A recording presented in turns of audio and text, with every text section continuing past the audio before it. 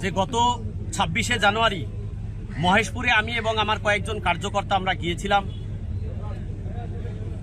একটি বৃদ্ধ 75 ঊর্ধ্ব বৃদ্ধ মানুষ, তিনি আবেদন জানিয়েছিলেন আমার কাছে যে একটি হুইল চেয়ারের জন্য। তার পা অবস্থা খুব খারাপ, তিনি হাঁটতে পারেন না, চলতে পারেন না, ঘর থেকে বেরোতে পারেন না, সারা সময় বসে বা শুয়ে থাকেন। হানিফ শাহু নামে ওই ব্যক্তি, ওনাকে সেই হুইল চেয়ারটি দিতে গেছিলাম।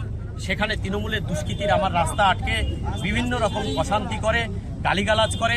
সব থেকে বেশি ভয়ঙ্কর কথা যেটা হলো যে তুমি মুসলিম পাড়ায় আসবে না, এই কথাটা শুনে আমাদের কার্যকর্তারা খেপে যায় এবং সেই নিয়ে ধাক্কাধাক্কি হয়। আমরা পরে এসে সোনামুখী চৌমাথা অবরোধ করি এবং তাদের ওই দুষ্কৃতীদের গ্রেপ্তার করার জন্য আমরা আবেদন জানাই।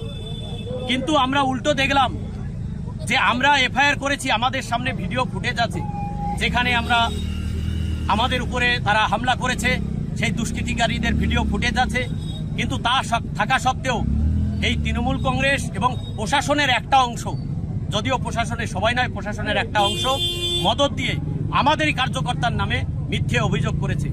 এমনকি আমার রাজনীতি জীবনে প্রথম যে একজন 62 বছরের বৃদ্ধা, তিনি শ্লীলতাহানির কেস দিয়েছেন, আমি সহ আমার সঙ্গে আরো 6 জনাকে। সেই জায়গাতে কেউ উপস্থিত ছিল না। আর ওনারা যখন এফআইআর করছেন, টাইম লিখছেন 5:30, অথচ 5:30টার সময় ফেসবুক লাইভ দেখবেন, তখন আমরা চৌমাথাতে অবরোধ করছি। তাহলে 5:30টায় যদি আমরা চৌমাথা থাকি, তাহলে 5:30টায় আমরা ওই মহেশপুরে বসে শ্লীলতাহানি করলাম কি করে? তো আমরা আগামী দিনে দেখব এই লড়াই আইনের পদ্ধতিতে হবে, গণতান্ত্রিক পদ্ধতিতে হবে।